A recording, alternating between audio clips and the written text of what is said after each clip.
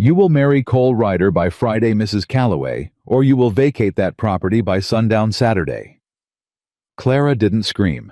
She didn't cry. She stood in that courtroom with her husband's blood still metaphorically warm in the Wyoming ground, and looked Judge Harlan Pruitt dead in the eye. "My husband built that ranch with his bare hands and died wearing your town's badge. And you're standing here telling me I have to marry a killer to keep it." Pruitt didn't flinch. "I'm telling you the law." Clara's hands curled into fists at her sides. "Then your law is a filthy lie. If this story already has your heart racing, you are exactly where you need to be. Subscribe to this channel, hit that bell, and follow Clara and Cole's story all the way to the end. And drop a comment telling me what city you're watching from. I want to see how far this story travels. Clara Calloway had buried her husband on a Tuesday.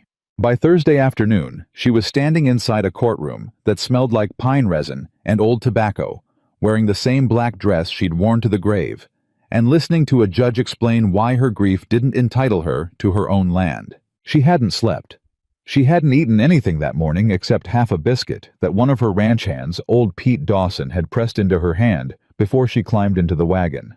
Pete had said, "You eat that, Mrs. Clara. You're going to need your strength today." He'd looked at her with the kind of pity that made her stomach clench. Pete wasn't a man who pitied easily.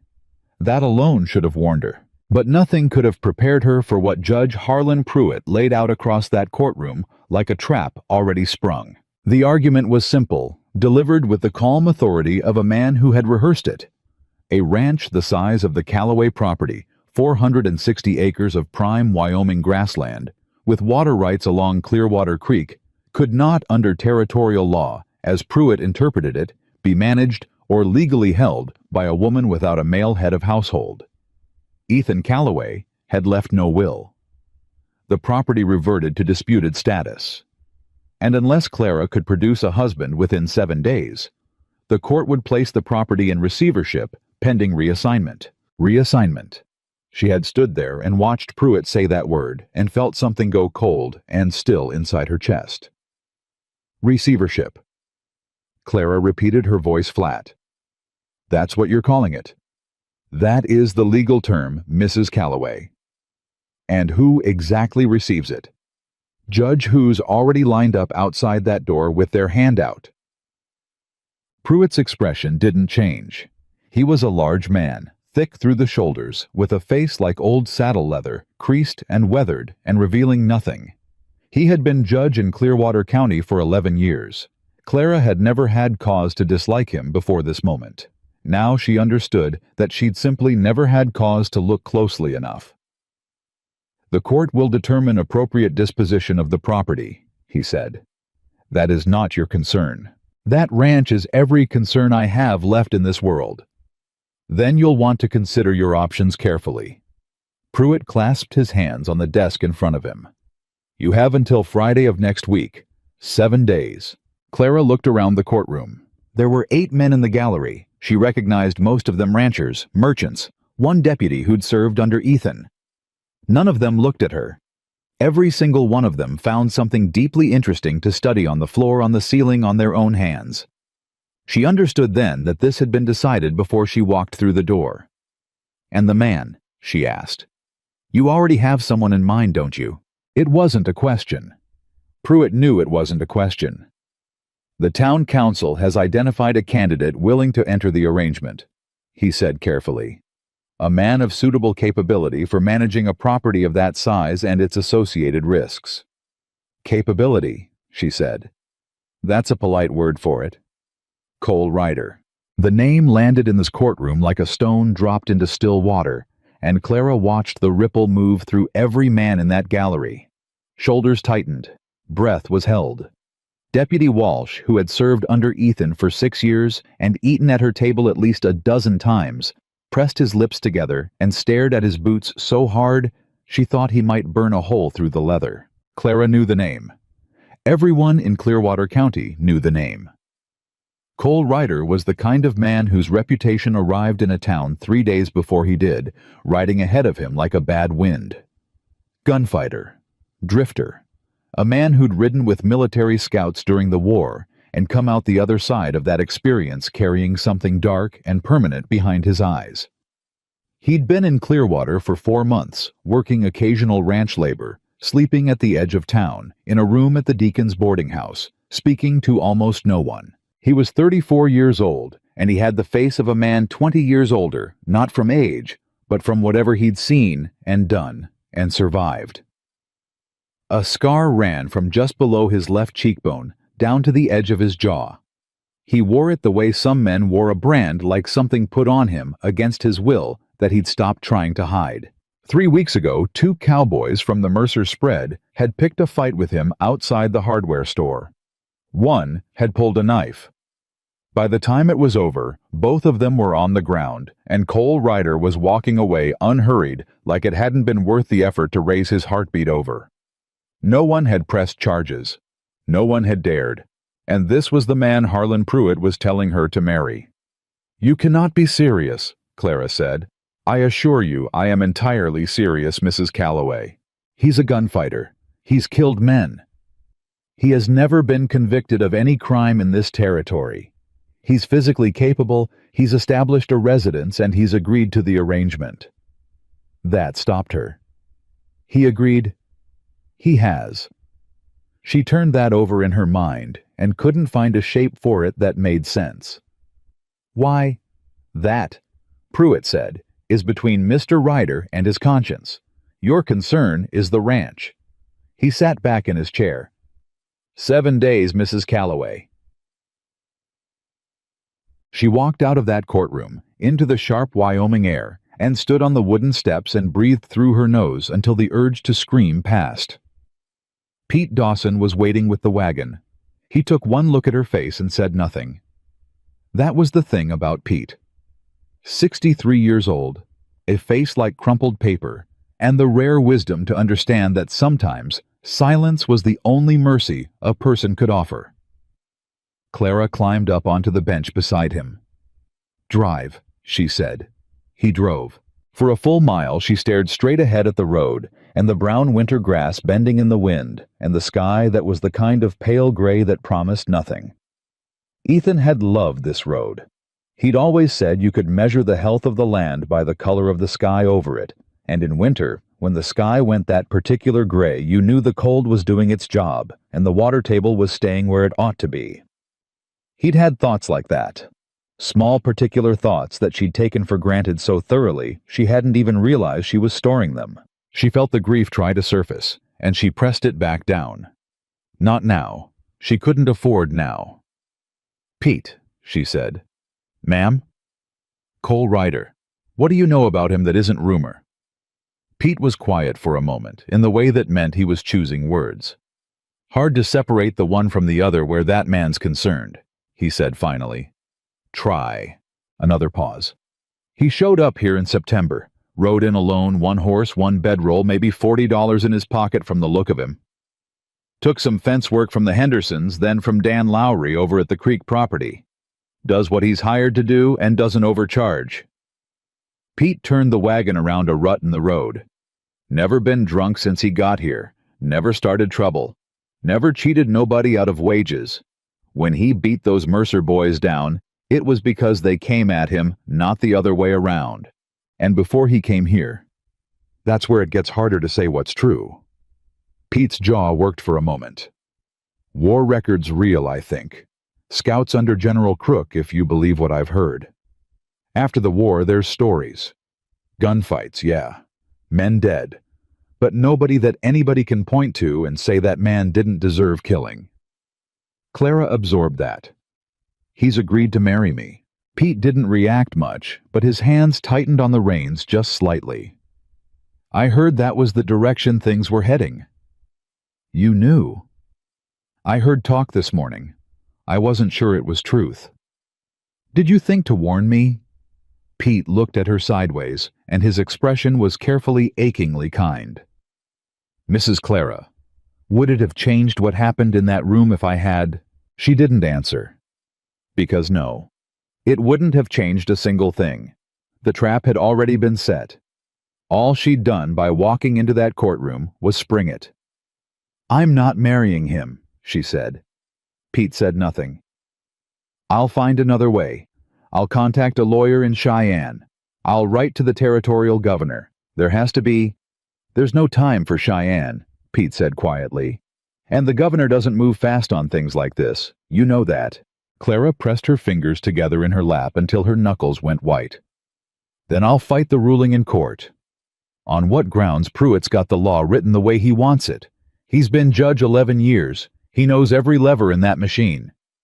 Then I will find who's pulling his levers, and I will cut their hands off, she said, and her voice came out so flat and precise that Pete glanced over at her again, with something that might have been under different circumstances, admiration. Yes, ma'am, he said carefully. I believe you might. But they both knew she had 7 days. Awusag. Cole Ryder came to her ranch the next morning. She was in the yard when she heard the horse, and she turned and watched him ride up the track toward the house, and felt a complicated tangle of emotions that she refused to call fear, because it wasn't fear. It was something colder and more deliberate than fear.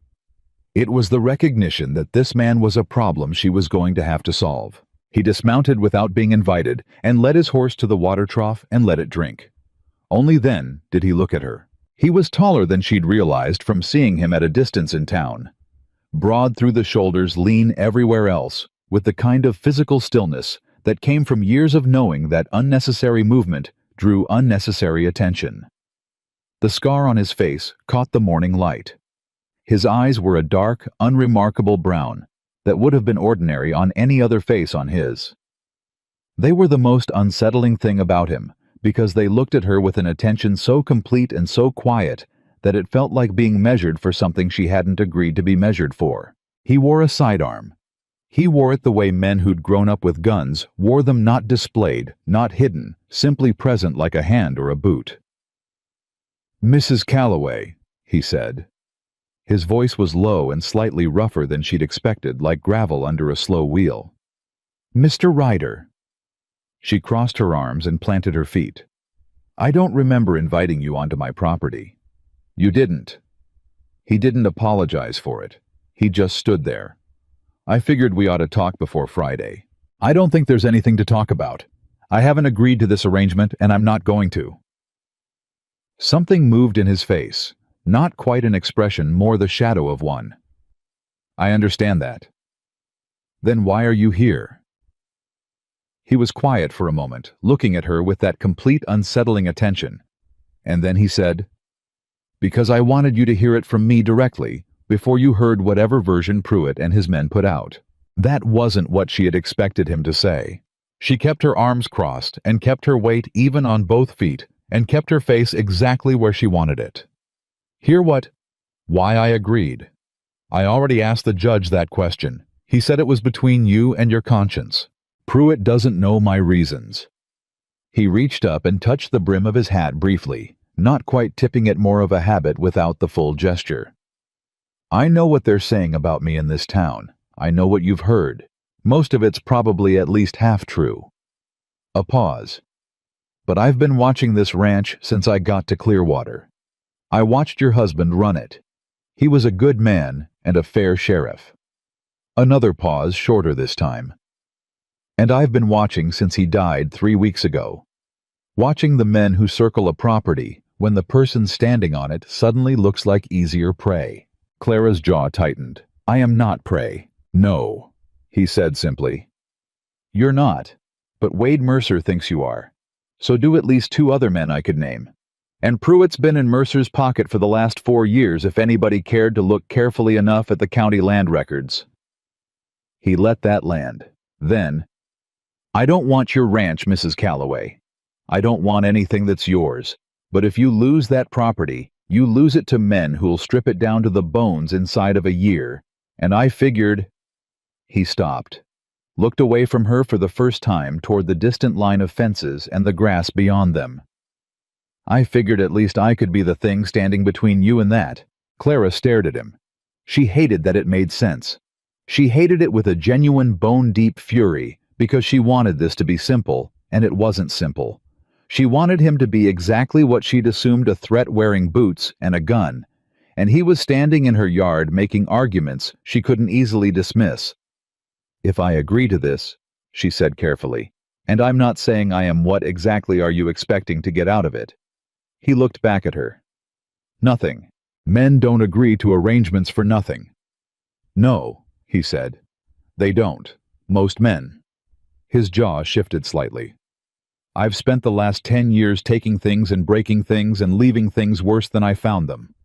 I'm not looking to do that here. He held her gaze.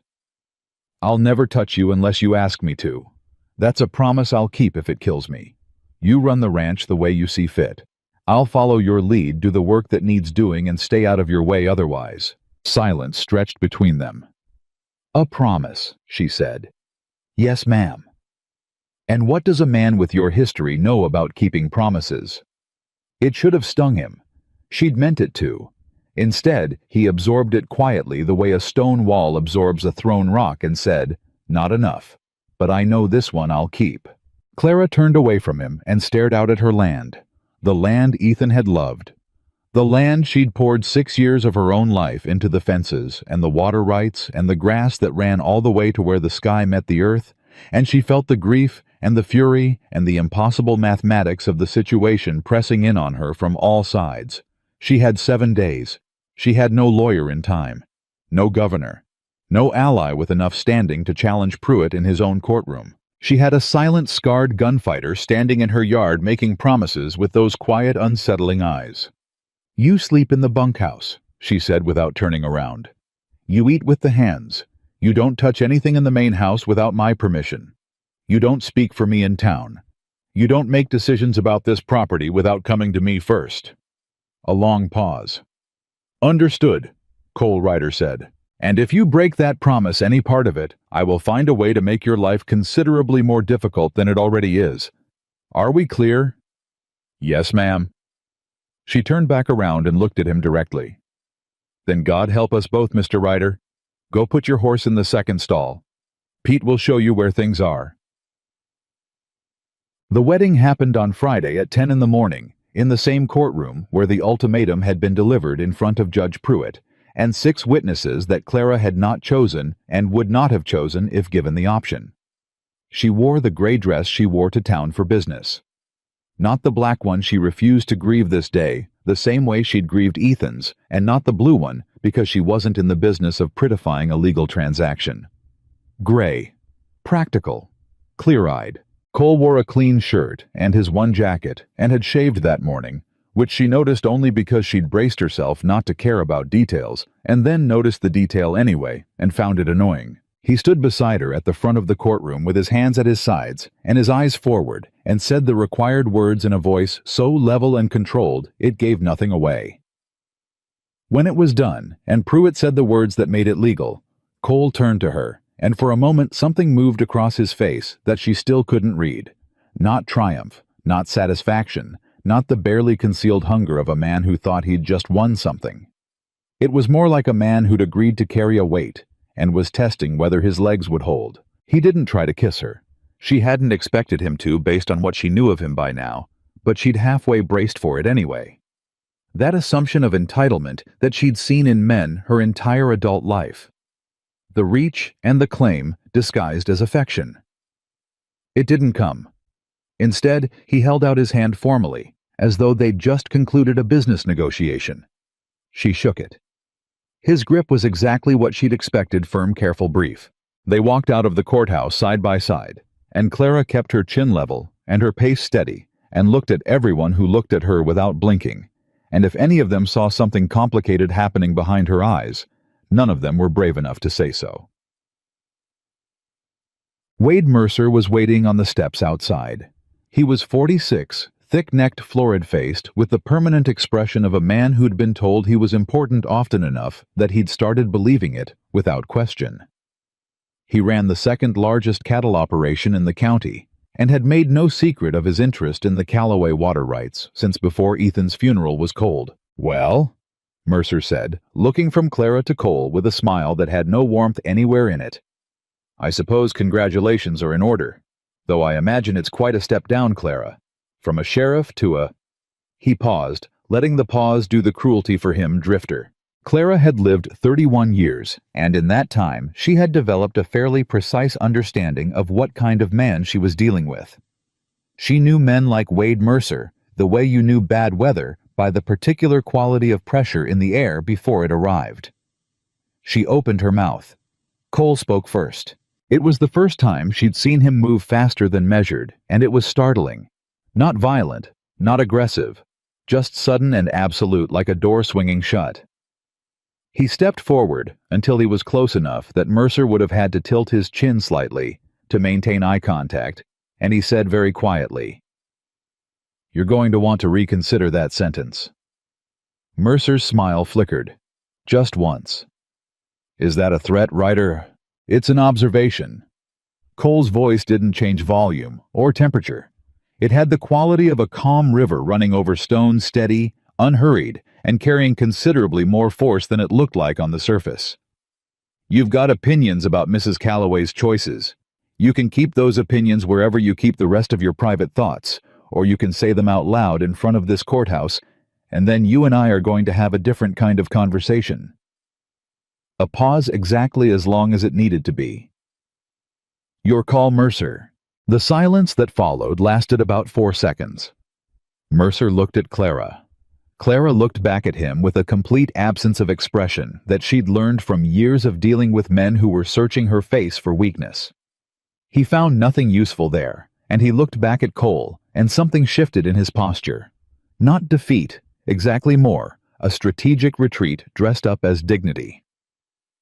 "Welcome to the county, Ryder," Mercer said, and it came out sounding like something else entirely. He walked away. Clara waited until he was out of earshot, and then said without looking at Cole, "I told you not to speak for me in town." "I didn't speak for you," Cole said. "I spoke to him." "That's a distinction without a difference." "It's a difference that matters." He paused. "I wouldn't have done it if he'd spoken to you." "But he spoke about you. That's another thing." Clara turned and looked at him. He was watching Mercer's retreating back with an expression that was not quite satisfaction, and not quite warning, and not quite anything she had a clean word for. "It's going to cause problems," she said. "Men like Mercer don't back down. They just go sideways." "I know." He looked back at her. "I've met a lot of men like Mercer." "Then you know this made things harder." "Maybe." He held her gaze. "But I'll take harder over watching him speak your name that way, and doing nothing." Clara opened her mouth and then closed it again because the response she'd been assembling suddenly didn't fit quite the way she'd intended. She turned toward the wagon instead. "Come on," she said. "We have work to do." Tugged. The first week was like learning to walk in a room where someone had rearranged the furniture in the dark. Clara ran her morning differently than she ever had, not because Cole demanded anything different, but because his presence changed the weight of everything. When she came out to the yard to give the day's orders to her hands, he was already there, already working, having apparently risen before the sun, and spent the early hours reinforcing the north fence line that had been sagging since October, and that she'd been meaning to address for 3 weeks. Pete told her quietly over coffee that Cole had done it without being asked. "He noticed it needed doing," she said. "Seems like he notices a lot of things," Pete said carefully in a tone that wasn't quite approval, but was moving in that general direction. When 2 ranch hands from the neighboring Morrison property came by to discuss a cattle dispute at the east boundary, Clara handled the conversation herself coolly, directly knowing the details of her land the way she knew her own hands. Cole stayed at the far end of the yard and worked on the broken hinge of the barn door, and did not insert himself, did not interrupt, did not look over to check whether she was managing. After Morrison's men rode out, apparently satisfied, she walked past Cole on her way back to the house and said without stopping, "Thank you for not interfering." "You didn't need interference," he said. She didn't respond. But that night at dinner, which they ate at opposite ends of the same table, because the house had only one table, and there was no reasonable way around that, she noticed that he ate quietly, and without complaint, and asked for nothing. And when she pushed the bread toward his side of the table without comment, he took a piece with a nod that acknowledged the gesture without making it into anything more than it was. She told herself she didn't notice things like that. She told herself very firmly twice on her way to her room that night. She noticed anyway. It was on the fifth night that the first real trouble arrived. She heard the horses around midnight, not one or two. The sound of a group moving along the south pasture fence line, deliberate and slow. The way men moved when they were making a point of being heard. She was out of bed and pulling on her boots before she'd consciously decided to, and she came out the back door of the house and stopped. Cole was already in the yard. He was standing at this corner of the house with his arms at his sides and his eyes on the dark beyond the fence, perfectly still, and she could tell from the set of his shoulders that he'd been there for a while. He'd heard them before she had. Of course he had. "How many?" she said, her voice low. "4 horses. They're not coming in." He didn't look at her. "They're just riding the line." "Mercer's men." "Most likely." "They do this again, I'm going out there." "If you go out there tonight," he said, still in that quiet, level voice, "you give them exactly what they want. A confrontation they can shape into whatever story suits them. And if I do nothing, they ride my fence line every night until they find something to use against me. They won't find anything." He finally looked at her briefly. "Not tonight. Tonight they're just telling you they're watching." "And what are you telling me, to tolerate it, eh?" "No." His voice was flat and final. "I'm telling you to be patient for one night. There's a difference." A pause. "I'll be here." She stared at him in the dark for a moment. This man she had known for less than a week. This scarred, quiet, unlikely thing the court had dropped into the middle of her life. And she found to her considerable annoyance that she believed him. "If they come over that fence," she said, "you wake me." "Yes, ma'am." She went back inside. She didn't sleep, but neither did he. In the morning, when she came out at first light, he was sitting on the top rail of the yard fence with a cup of coffee watching the sunrise, and the south pasture line was undisturbed, and whatever Mercer's men had hoped to accomplish by their midnight ride, it hadn't worked.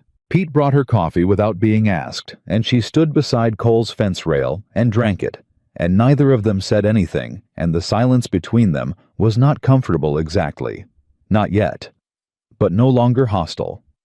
It was the first thing they'd built together without discussing it, without agreeing to it. Just silence and coffee and a fence line that held. That morning set the tone for everything that followed. 2 people side by side, not quite together, not quite separate, occupying the uneasy middle ground between strangers and something neither of them had a clean name for yet.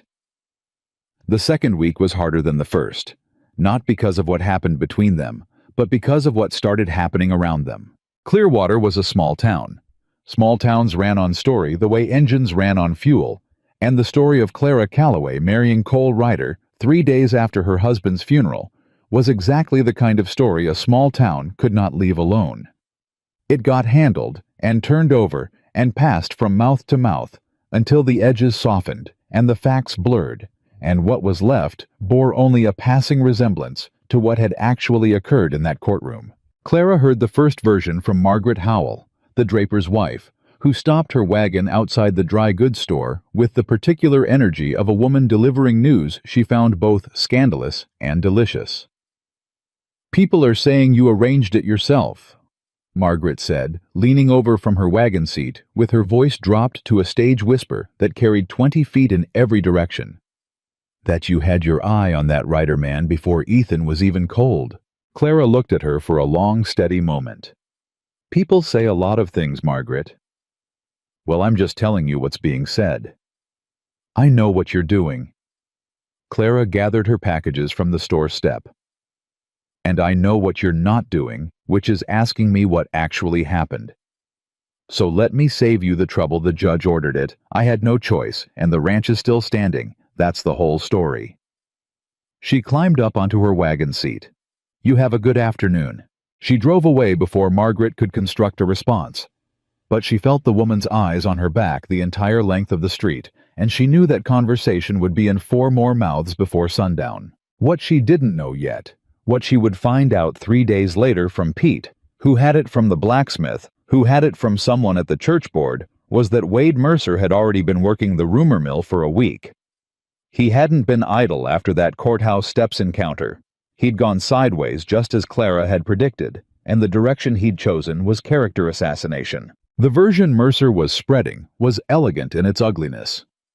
Clara had grown tired of her aging sheriff husband.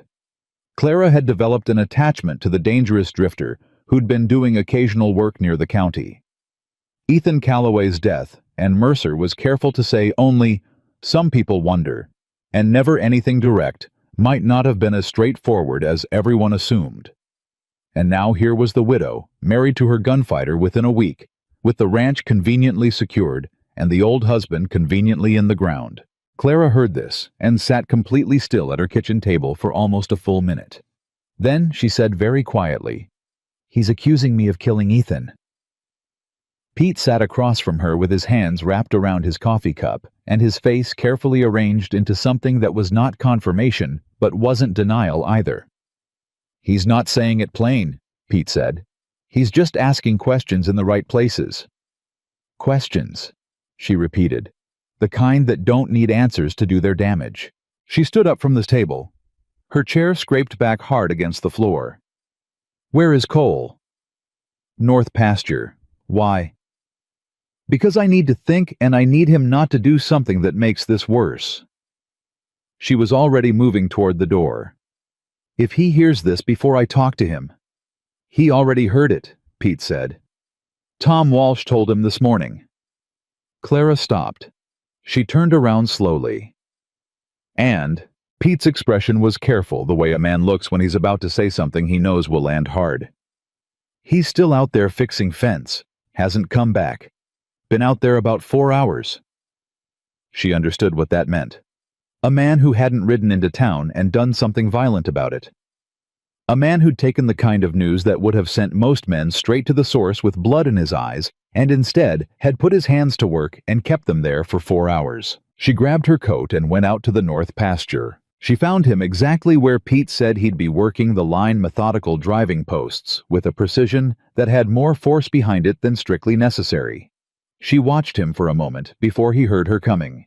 His back was to her, his shoulders moving with each swing, and she could read the tension in him from 30 feet away. The extra drive in each blow, the set of his jaw that she'd learned in 2 weeks, meant he was containing something. "I know," she said when she got close enough. He stopped, turned, looked at her with those dark, direct eyes, and for a moment neither of them spoke. "What do you want to do about it?" he said finally. She'd expected anger. She'd expected the tight-leashed fury she'd seen flash across his face on the courthouse steps, or the cold efficiency she'd seen the night of Mercer's riders on the fence line. She hadn't expected the question. Clean and direct and aimed straight at her, not what he wanted to do, not what he thought should be done. What she wanted. "I want to go into town tomorrow," she said. "I want to handle my business at the feed store and the bank and the post office, and I want to do it exactly the way I would have done it last month before any of this. I want to walk through that town like I have nothing to be ashamed of, because I don't." He nodded once. "All right. And I want you to come with me. Not to protect me. Not to intimidate anyone. Just present." Something shifted in his expression. Not quite surprise, but close to it, like a door opening slightly in a wall he'd assumed was solid. "All right," he said again. "And if we run into Mercer—" "I'll follow your lead," he said. She held his gaze for a moment longer, making sure she was reading what she thought she was reading. And then she turned and walked back toward the house, and she told herself very firmly that the feeling settling in her chest was not relief. It was simply the recognition that a useful arrangement was functioning as intended. She was about 40% convinced of this by the time she reached the house. The next morning, they rode into Clearwater together. The town noticed. Of course it noticed. She felt it the moment they turned onto Main Street, the slight pause in activity, the way conversations dropped a register, the way eyes found them, and then found somewhere else to be, with the guilty speed of people who'd been discussing the very subject that just walked through the door. Clara kept her chin level and her pace even, and went directly to the feed store where she had business that needed doing, regardless of what any of them thought. She ordered what she needed, discussed pricing with old Herbert Crane, paid what she owed, and conducted the entire transaction with the calm efficiency of a woman whose primary concern was the running of a ranch, which it was. Cole stood near the door of the feed store and said nothing, and moved nothing except his eyes, which tracked the room the way a man's eyes do when he's spent years in situations where not tracking a room could get you killed. Herbert Crane kept his conversation with Clara professionally focused and did not look at Cole more than twice, which Clara filed away as one point in Herbert's favor.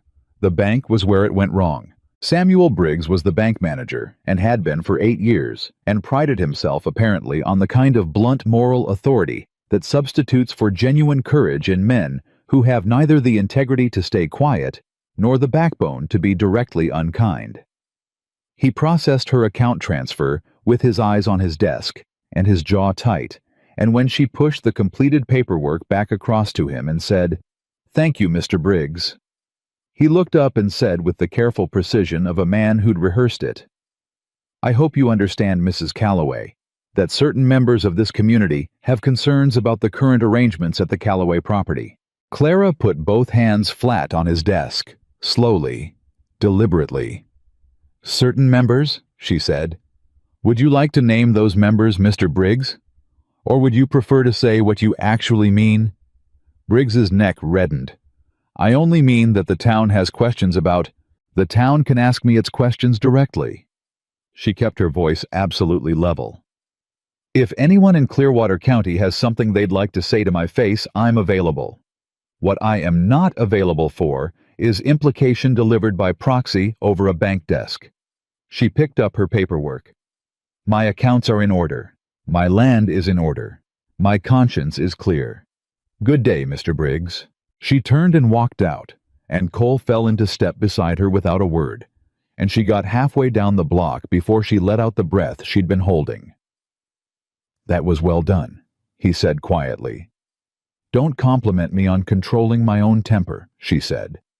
"It's not a skill that should need complimenting." She felt him almost smile, just the shift in the air beside her, not quite a sound. "Fair enough," he said. They were at the wagon when Mercer found them.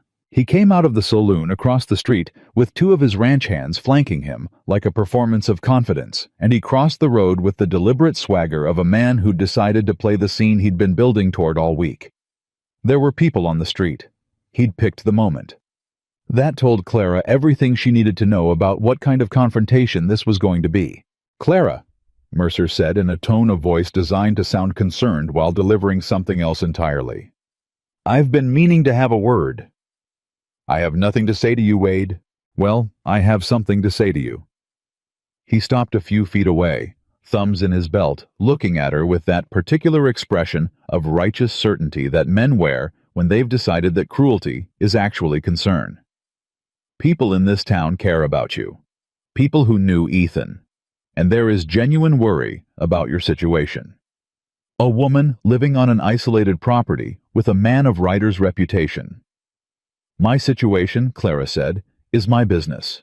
It becomes this town's business when it reflects on Ethan's memory." He let that sit for exactly 1 beat, long enough to be cruel, but brief enough to have deniability. And when questions start circulating about how exactly a man in Ethan's health came to die so sudden, Cole moved. It wasn't slow, and it wasn't gradual, and it wasn't preceded by any of the measured stillness she'd come to associate with him. It was immediate and absolute. One moment he was beside her, and the next he had Mercer's collar in his fist, and Mercer's back against the side of the feed store wall, and the 2 ranch hands went for their guns and stopped when they registered what was in Cole's eyes, because whatever was in his eyes in that moment was the kind of thing that made men decide very quickly that they'd rather not. The street went completely silent. Cole's voice came out quiet. Not loud, not shouted. Quieter than his normal speaking voice, and somehow that was worse. "Say her husband's name again," he said. "Say it one more time the way you just said it, and I want you to think very carefully about whether whatever point you're trying to make is worth what comes next." Mercer's face had gone from florid to white with the speed of a man who'd miscalculated significantly. "You're making a mistake, Ryder." "No." Cole's grip didn't loosen. I've made a lot of mistakes in my life. Letting this go any further isn't going to be one of them." He leaned in, and his voice dropped even lower, low enough that the gathered crowd on the street could see but not quite hear. "Ethan Calloway was a better man than you or I will ever be. His wife has done nothing to deserve what you've been putting out in this town, and if I hear his name or her name come out of your mouth the wrong way one more time—" He paused. "They'll bury what's left." The silence stretched. Then Cole released him, stepped back, smoothed the front of his own jacket with a deliberateness that was somehow more threatening than the grab had been, because it communicated that the whole thing had cost him nothing. No elevated heart rate, no trembling hands, just a task that had needed doing and had been done. He looked at the two ranch hands. They found reasons to look elsewhere. He turned back to Clara, and what she saw in his face then was not triumph. It was something closer to apology, a man who had told himself he would follow her lead and had not followed her lead and knew it. "I know," she said before he could speak. "I told you not to speak for me." "Yes, ma'am.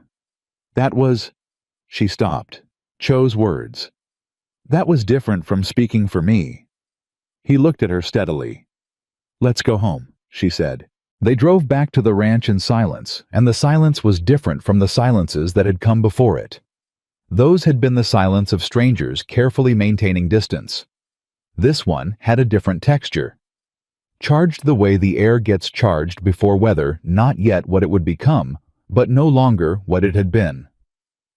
That night, the storm that had been threatening all week finally broke. The thunder rolled in from the northwest just after 9, and the rain hit the roof hard, and the wind moved through the yard in gusts that set the horses shifting in their stalls. Clara sat at the kitchen table, going over account ledgers by lamplight, because the ledgers needed doing, and the storm gave her something to listen to other than her own thoughts. She heard the door before she heard him, just the specific creak of the threshold that she'd learned by now to distinguish from the sound the wind made on the frame. She looked up. Cole was standing in the kitchen doorway, with his hat in his hand and water on his shoulders from crossing the yard, and there was something about his face that she hadn't seen before. Not the controlled stillness, not the contained fury, not the professional assessment of men and situations. Something quieter and less defended than any of that. "I needed to apologize," he said, "for today, in town. I told you it was different. It was still not what I said I'd do." His voice was even, but there was an effort in the evenness that she could hear now. "I said I'd follow your lead. I didn't." He turned his hat in his hands once the way a man does when his hands need somewhere to be. "I'd do it again," he added. "I want you to know that. I'd do exactly the same thing, but I'd do it having told you I was going to not just—" He stopped. "Not just reacting."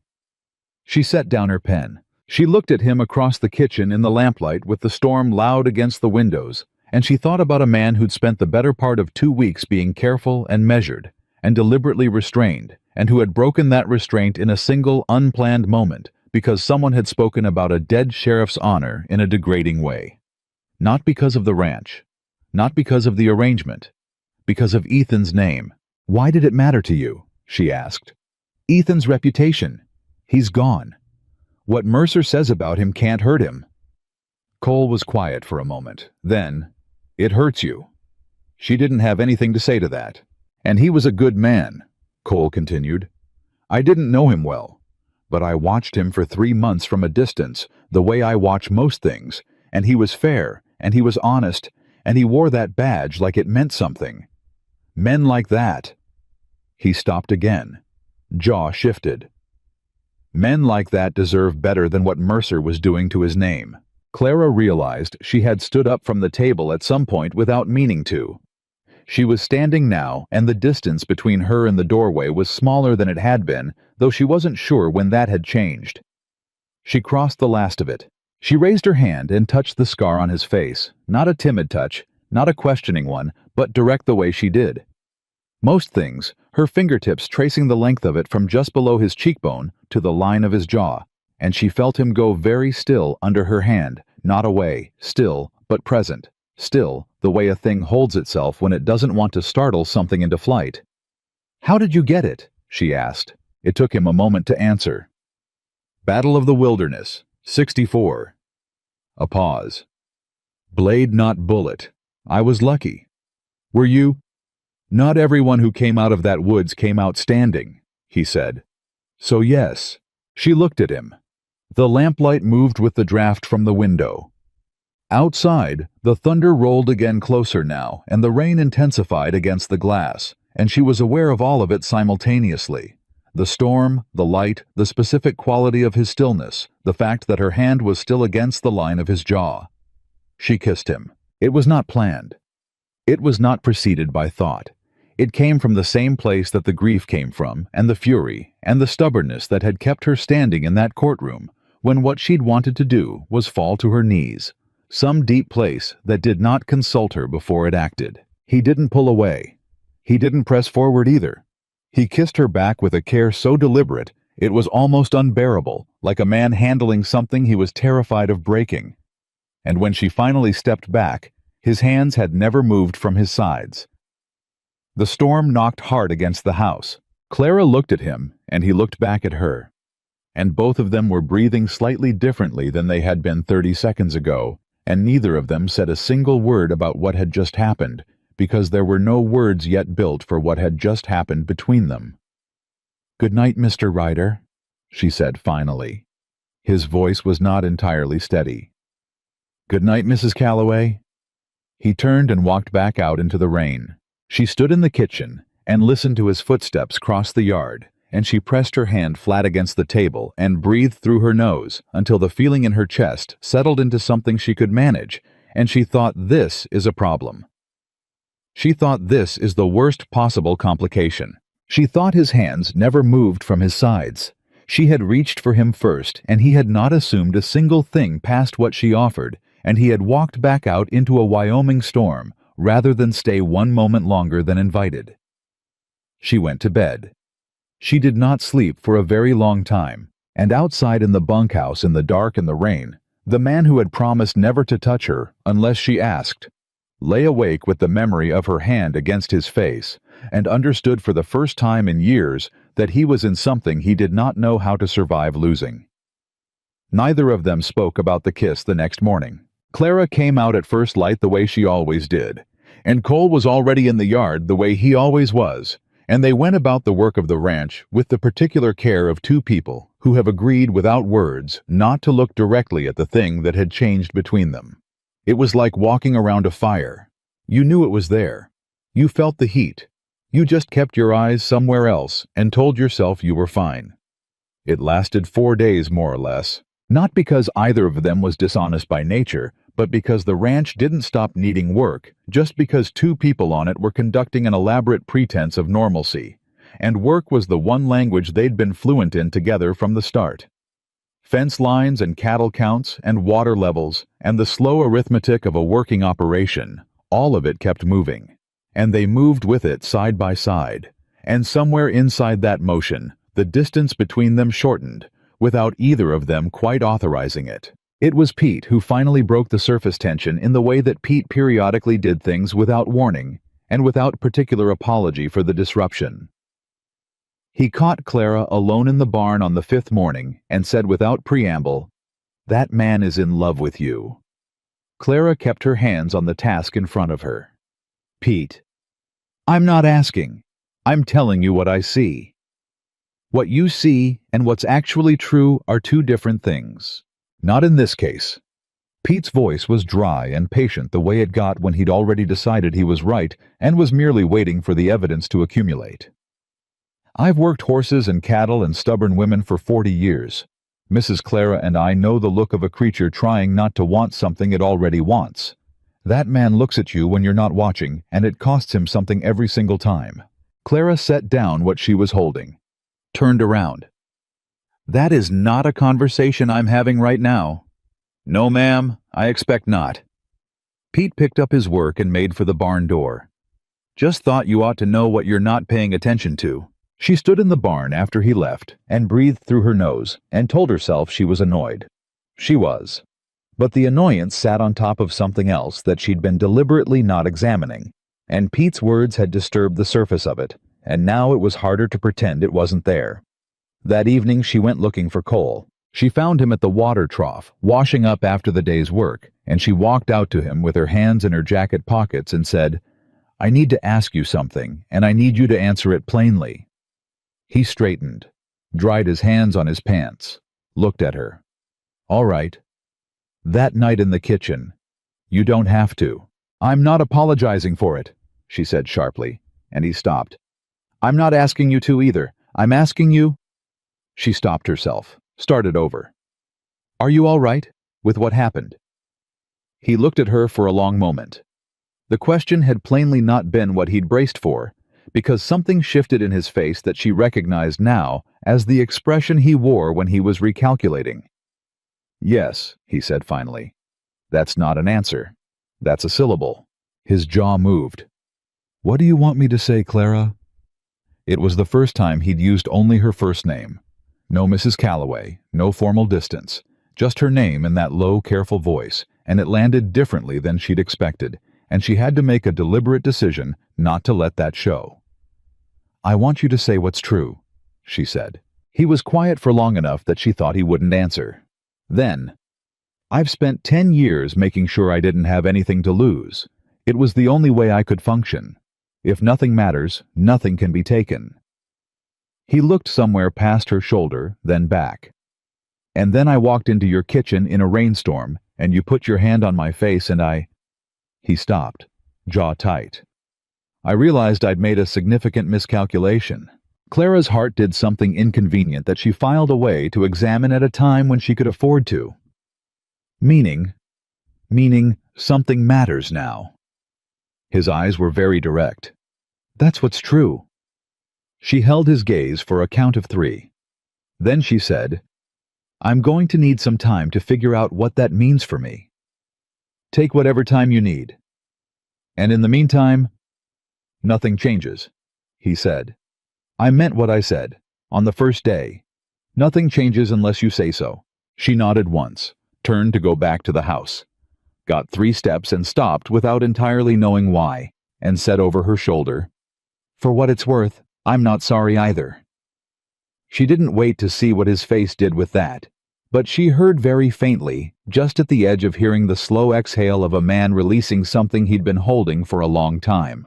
The days that followed had a different quality than the days that came before. Something had been named between them, not fully, not completely, but enough to change the air. Cole was still careful, still deliberate, still scrupulously respectful of every line she'd drawn. But the careful now felt like choice rather than distance, and that distinction was everything. He started talking more. Not much, he wasn't built for much, but enough.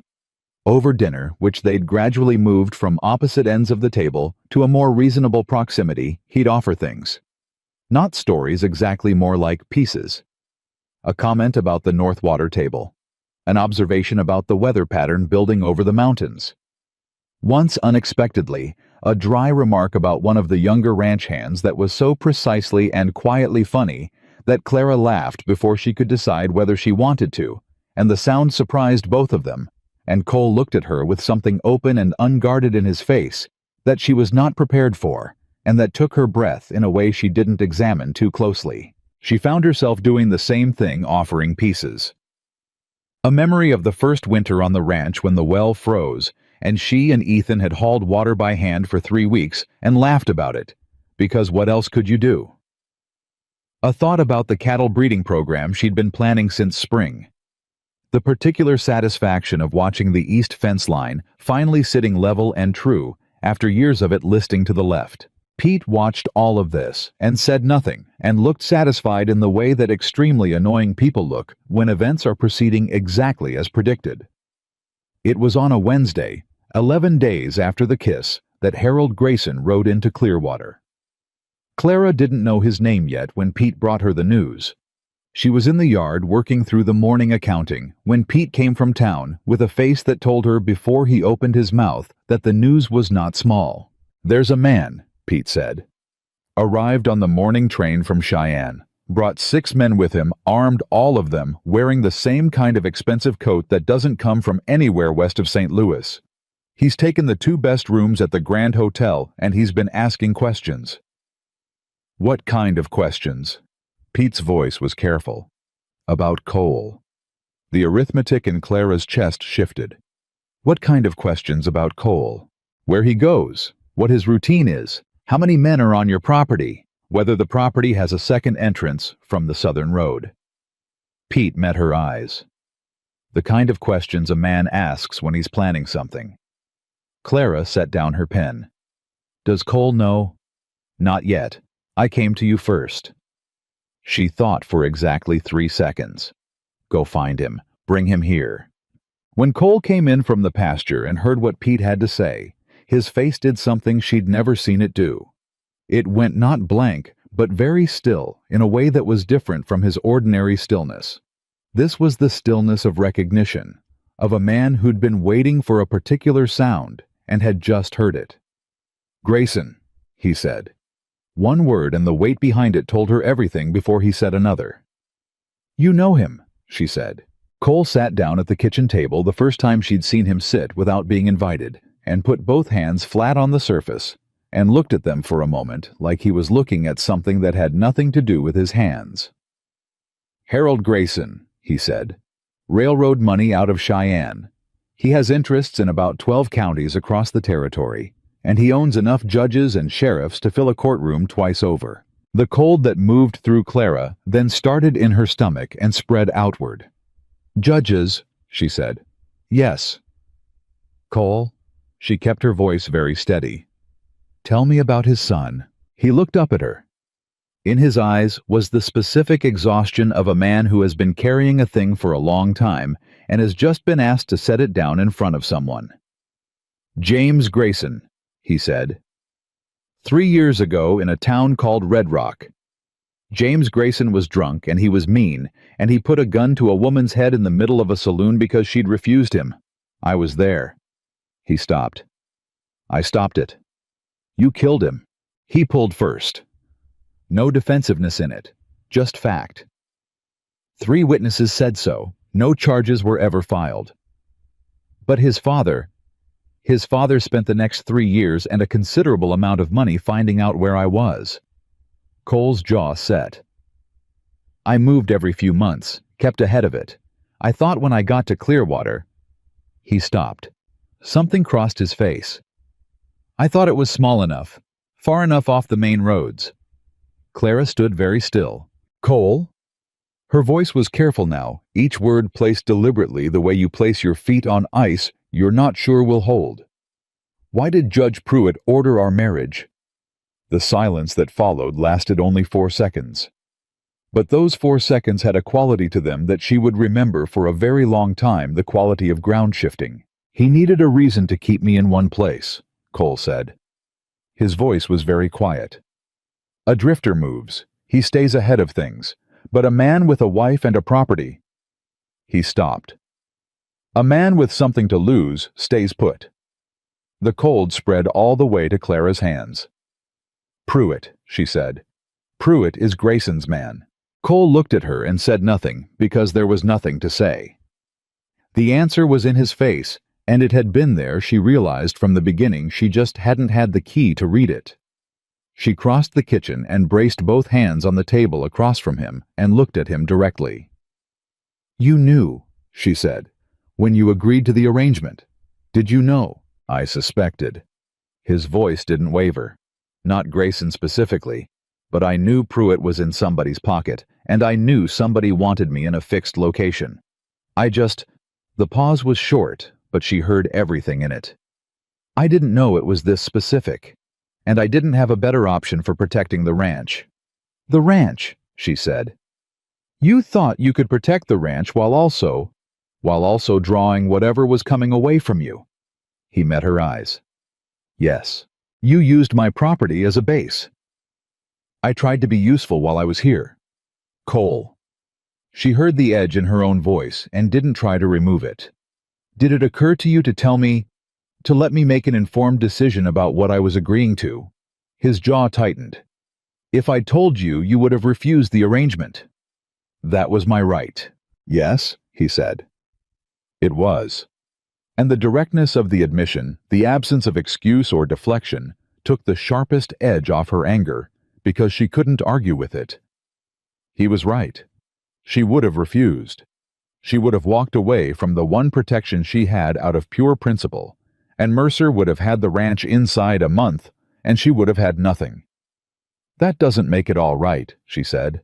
"No," he agreed. "It doesn't." She stood up straight, turned away from him.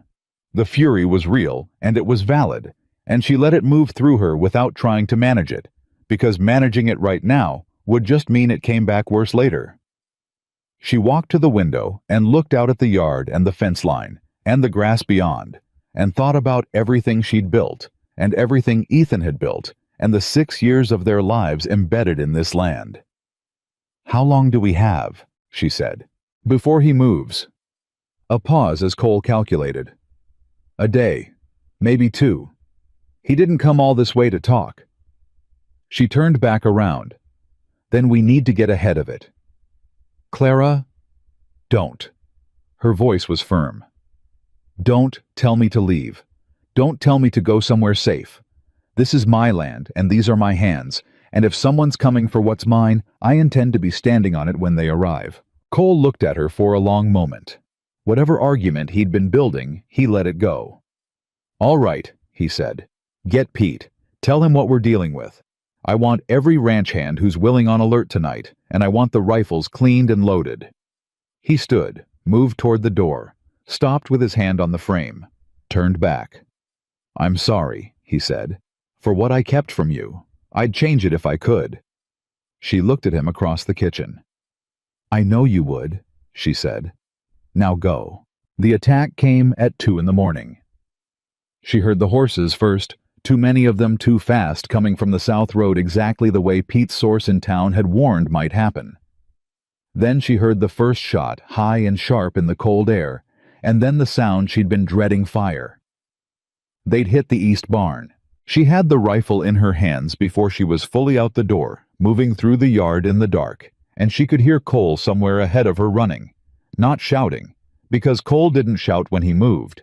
He just moved with a speed and directness that she'd never quite gotten used to, even after weeks of watching him work. The next minutes were chaos, and she was not going to pretend otherwise, not even to herself.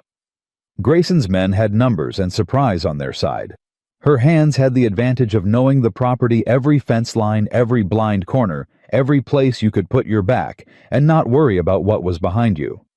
Pete organized the defense with a competence that she hadn't known to expect from him, and was fiercely grateful for, and Cole moved through the firefight like a man who'd done this before, and not just once. She shot twice. Both times at men she could clearly see in the firelight from the burning barn, both times at their horses' legs, rather than at the men themselves, because she wanted them off their horses and on the ground and out of the fight. And both times she hit what she was aiming at, and both times a man hit the ground cursing, and that was enough. It was over in 20 minutes. Not because Grayson's men ran out of bullets, but because 3 of them were down. None dead, but none getting up quickly, and the others had not bargained on this much resistance from a widowed rancher and a single gunfighter. They pulled back. Into the dark. Retreating up the south road the way they'd come. Clara stood in the yard and listened to the sound of them going, and breathed through her nose and kept the rifle up until she was certain they were far enough out that it was safe to lower it. Her east barn was still burning.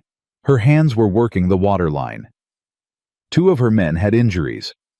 Tom Brierly had a gash along his forearm from a fence post he'd fallen against in the dark, and young Davis had a graze along his shoulder that was bleeding steadily but was not serious. No one was dead. Cole came out of the dark from the direction of the south fence line, and she turned when she heard him and looked him over fast and completely in the firelight, the way she'd have looked over one of her own ranch hands, checking for damage with the same urgency, and found nothing. No blood, no obvious injury, and felt a relief so sudden and physical that it almost knocked the breath out of her. "They're gone," he said. "For tonight. Yes, for tonight." His voice was steady, but his breathing was slightly elevated, and she watched him scan the yard, assessing damage, counting people the same way she'd just done. Tom's hurt. Gash on his arm. He'll be fine. She lowered the rifle. The east barn is gone. Most of it, he said. The hands are doing what they can. She looked at him.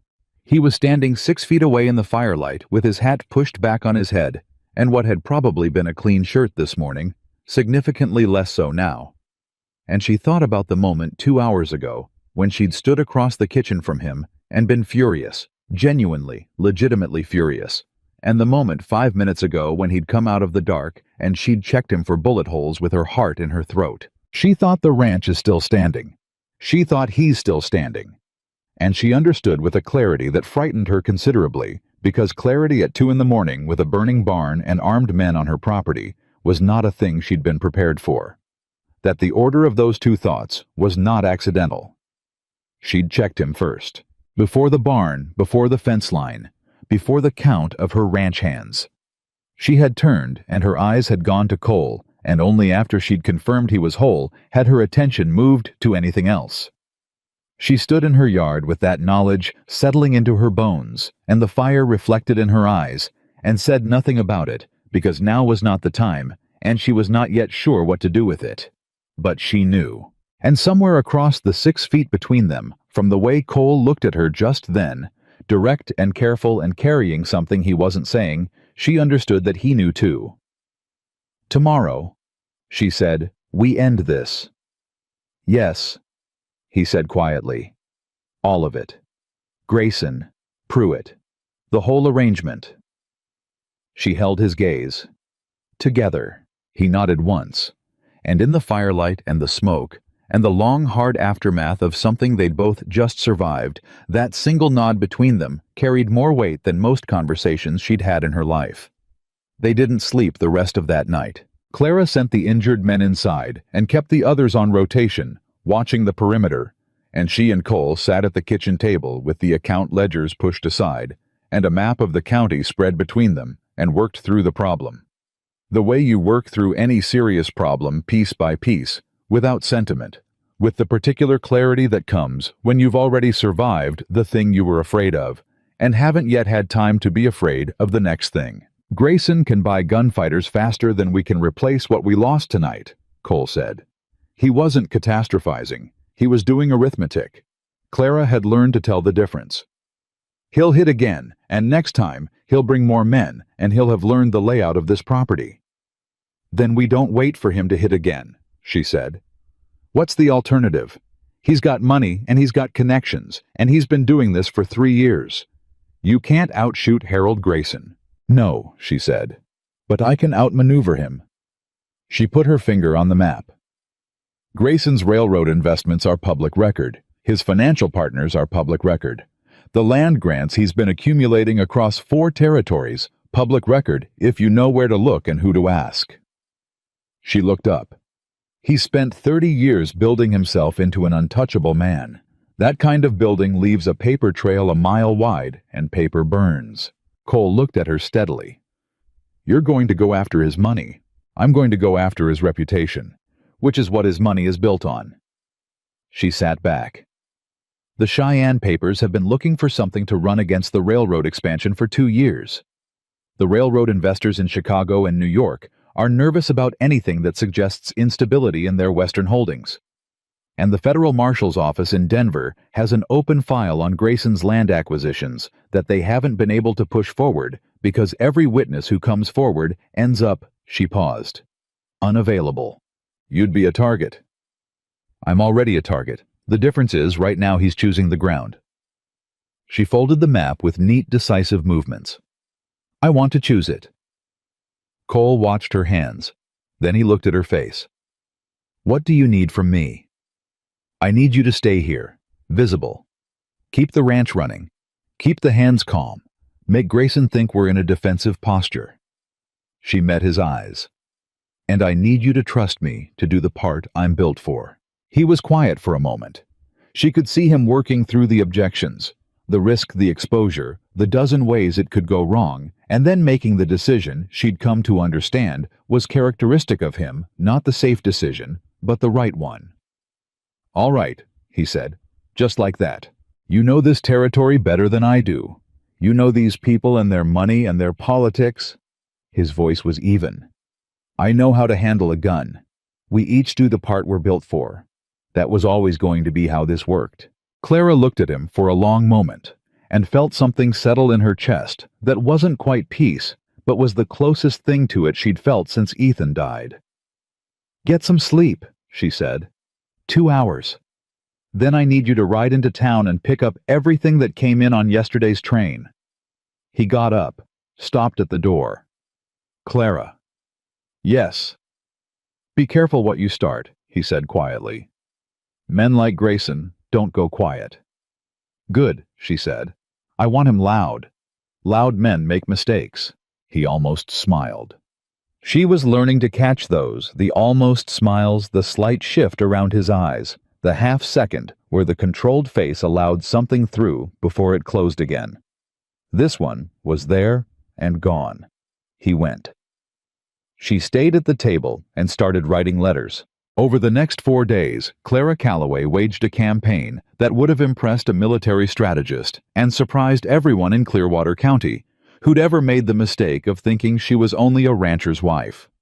She wrote to the Cheyenne Daily Leader and the Wyoming Tribune with documented evidence of Grayson's coercion of Judge Pruitt, including the land transfer records she'd pulled from county files 3 weeks ago on an instinct she hadn't fully understood at the time. She wrote to 3 railroad investment firms in Chicago, outlining the legal and reputational exposure of continuing to partner with a man whose operations were under federal scrutiny. She wrote to Marshal David Reeves in Denver, whom Ethan had corresponded with regularly, and she enclosed with her letter a set of affidavits from 2 Clearwater County residents who had witnessed Pruitt taking payment from Grayson's intermediaries on separate occasions. She did not do any of this quietly. That was the point. A quiet campaign could be suppressed. A quiet campaign could be bought or threatened into silence, or simply ignored by men who controlled enough of the mechanisms that silence could be enforced. Clara wasn't interested in quiet. She wanted the noise so widespread and so public that buying all of it would cost more than even Grayson could afford, and suppressing it would only amplify it. She sent Pete to deliver some of the letters personally. She had 2 of her ranch hands ride to adjacent counties with sealed documents for specific addressees. She published a letter under her own name in the Clearwater Gazette, a small paper, but one that fed content to 3 larger papers in the territory outlining in plain and measured language exactly what had happened to her since her husband's death. The courtroom ultimatum, the arranged marriage, the attack on her property, and the name of the man she held responsible. She signed it Clara Calloway, and she didn't soften a single word. The response was faster than she'd anticipated. On the second day, 2 of Grayson's financial partners in Chicago sent representatives to Cheyenne with instructions to meet with him and assess the situation. This Pete's contact in Cheyenne told them had made Grayson furious in the particular way of a man who is used to problems being managed before they reach him and has just discovered this one has gotten considerably ahead of the management.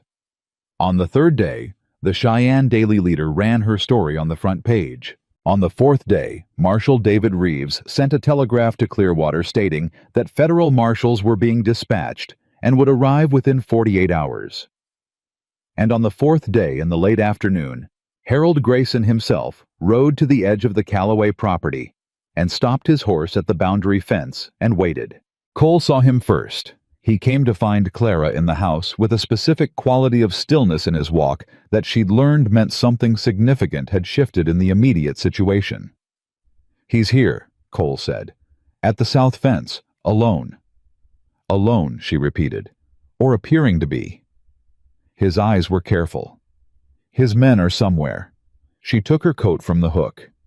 "Come with me." "Clara." "I'm not going alone. Come with me."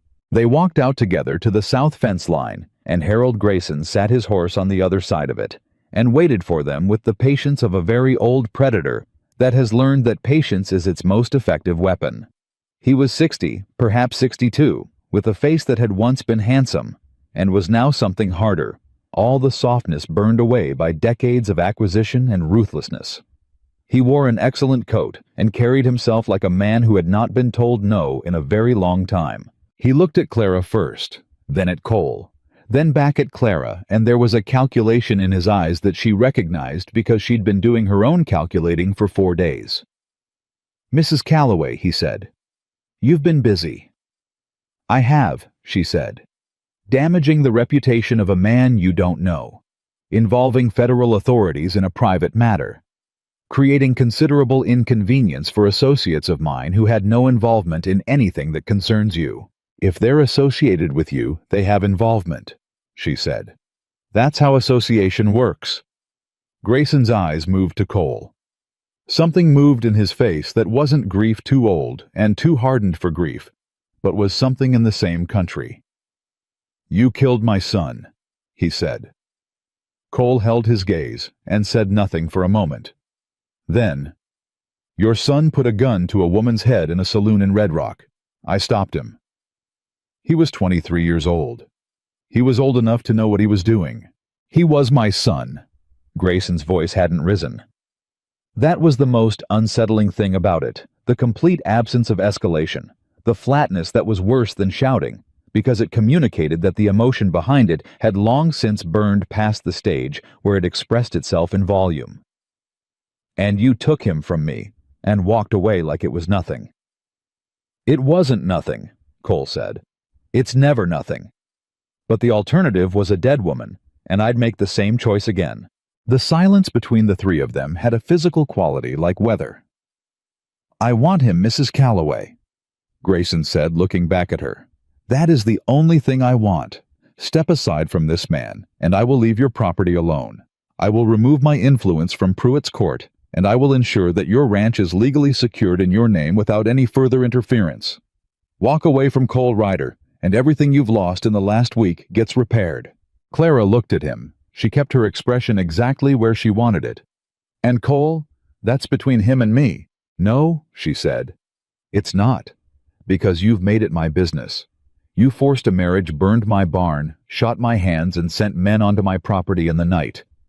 You made it my business 6 weeks ago when you put Pruitt in my courtroom." She took one step forward to the fence line. "I'm not stepping aside from anything. Cole Ryder is my husband, and he stays on my land and under my protection, and if you push this further, every newspaper in 5 territories runs the full story tomorrow morning. I've already written it. It's sitting in envelopes at 4 separate addresses, and the only thing keeping those envelopes sealed right now is whether or not you get back on your horse and ride out of my county." Grayson looked at her for a long time. She did not look away. "You're making an enemy," he said. "I have enemies," she said. "I'm still here." He turned his horse, rode away without another word, and Clara watched him go and felt the specific weight of a man who hasn't conceded, only retreated, and knew the difference. She turned to Cole. "He's not going to stop." "No," Cole said. His voice was flat and certain. "He's going to Red Canyon. The canyon south of the Henderson property. He'll want terrain advantage. He's a military man, or he was before the railroads. He thinks in terms of ground." Cole's jaw was tight. "He's going to send a messenger, and the message is going to be a direct challenge. Him and his men against me. Isolated. Away from your ranch, away from witnesses." "And you're going to go?" she said. It wasn't a question. He looked at her. "If I go, he leaves you alone. If you go and he kills you, I'm alone with a burned barn and no resolution, and his men still in the county." She kept her voice level. "That's not a trade I'm accepting. Clara." His voice was steady, but there was something raw underneath it. "I've been running from this for 3 years. It ends here either way. I'd rather it end somewhere that doesn't put you and your ranch in the middle of the fire. Then we do it where I can control the variables," she said. "The marshals arrive in 48 hours. We need Grayson in one place for 48 hours. Cole looked at her. "You want to use me as bait. I want to use you as the thing that keeps him focused while the marshals arrive with enough authority to end this legally and permanently." She held his gaze. "You ride out to the canyon. Visible. You give him his confrontation. And I... No. Cole, absolutely not." His voice didn't raise, but the finality in it was so complete that it stopped her mid-sentence. You are not riding into a canyon with Harold Grayson's hired killers. Someone has to be there to signal the marshals when Grayson arrives. They need a position inside the canyon, not on the road. Send Pete. Pete is 63 years old. Then send Davis, or Davis has a wounded shoulder. She put both hands flat on the fence rail between them. Cole, look at me. He looked at her jaw-set eyes hard, and she could see the argument building behind his face like weather, and she talked through it before it could arrive. I have been running this ranch since before Ethan died. I have been holding this land together with paperwork and willpower and sheer stubbornness for 6 weeks against a man with more money and more men than I have. I am not a woman who needs to be kept safe in the house while the dangerous work happens outside. I need you to know that about me. The silence stretched. I know that about you, he said. His voice had changed. Still controlled, but the resistance in it had shifted into something more complicated. That's not what this is about. Then what is it about? He looked at her across the fence rail, and what she saw in his face in that moment was something she had not seen there before. Not the professional assessment, not the controlled distance, not even the almost smiles. This was unguarded in a way he hadn't been since the night in the kitchen, and it cost him something to leave it that open. She could see that plainly. I can't lose you, he said. Just that. Plain and direct, and with no architecture of explanation around it. I understand that I don't have the right to say that. I understand the ranch is yours, and the decisions are yours, and I don't get to put conditions on any of it. But I'm telling you the truth, because you asked me once to tell you what was true, and that is what's true. I cannot. He stopped. I cannot do this if you're in that canyon. The morning was cold and still around them. Clara looked at him for a long time. Then stay close to me, she said finally. That's all I'm asking. Stay close. His exhale was slow and controlled, and told her everything it was designed not to tell her. All right, he said. Marshal Reeves's men arrived 36 hours later. 6 deputies well armed, traveling under federal authority that superseded anything Pruitt's County Court could do about it. Clara met them at the road and briefed them with the focused precision of a woman who had been preparing this briefing in her head for 4 days. And the lead deputy, a lean, sharp-eyed man named Carver, who'd been doing this work for 15 years, listened without interrupting, and then looked at her and said, Ma'am, you've done about half our job for us. I need Grayson brought in legally, she said, alive and facing charges, not dead in a canyon. Dead men don't answer for things. Understood. Carver looked at Cole. Ryder, you ride out at dawn. Draw him to the canyon. We'll have men in position before you get there. He paused. You sure about this? Cole glanced at Clara. She's sure, he said. That's enough. Dawn came in cold and pale, and Cole saddled his horse in the gray light, while Clara stood at the barn door and watched and said nothing, because everything worth saying had been said the night before, and there was no point cluttering the morning with words that would only make the next few hours harder. He pulled himself up and looked down at her from the saddle. 2 hours, she said. If you're not out of that canyon in 2 hours, I'm coming in. You're staying with Carver's men on the ridge. 2 hours, she repeated. He held her gaze. Then he turned his horse and rode south toward the canyon, and Clara stood in the barn door and watched him go, and breathed through her nose and counted the seconds until she could move. She gave him 20 minutes. Then she saddled her own horse.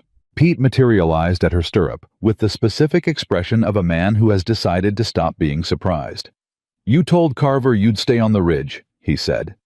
I'm going to the ridge. She checked the rifle in its scabbard. I'm just going by way of the canyon. Lord have mercy, Pete said and stepped back. She rode hard for the canyon.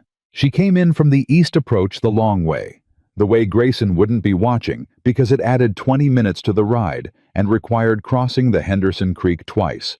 And she came in low and quiet, the way Cole had taught her, without realizing he was teaching her, not through instruction, but through example, through weeks of watching a man who moved through dangerous terrain like he'd been built for it. She heard the shots before she cleared the canyon entrance. Not scattered shots, organized. Fire, the sound of men who knew what they were doing. Exchanging shots with men who also knew what they were doing. And underneath it, the particular crack of Marshal Carver's deputies coming in from the North Ridge, the way they'd planned. She came around the last turn into the canyon and took in the situation in the space of 2 seconds, the way you learn to do when there's no time for anything slower. Cole behind a boulder firing with controlled precision at 3 men positioned along the west wall. Carver's deputies pressing in from the north, scattering Grayson's hired guns. 2 men down on the canyon floor, neither of them Cole, neither of them in Marshall's colors, and Harold Grayson himself on foot, moving along the east wall, toward a position directly behind Cole's boulder. Cole didn't see him. He was focused on the west wall. He didn't see Grayson moving up his blind side with a rifle leveled and the expression of a man who has been waiting 3 years for this exact moment. Clara didn't think. She raised her rifle and she fired. The shot hit Grayson in the shoulder, not where she'd aimed, which was the rifle itself, but close enough. He went down. The rifle fell. He hit the canyon floor hard and stayed there, and the shot that he'd been about to put in Cole's back went into the canyon wall instead, and scattered rock dust over nothing.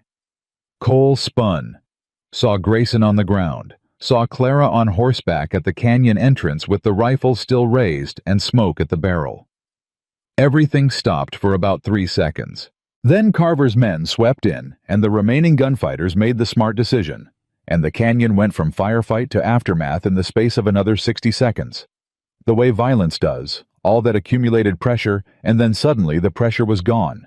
And what was left was just cold air and men breathing hard and the smell of gunpowder. Cole came across the canyon floor toward her at a pace that was not quite running, but was close, and she was dismounting when he got there, and his hands caught her arms as her feet found the ground, and she registered that she was shaking.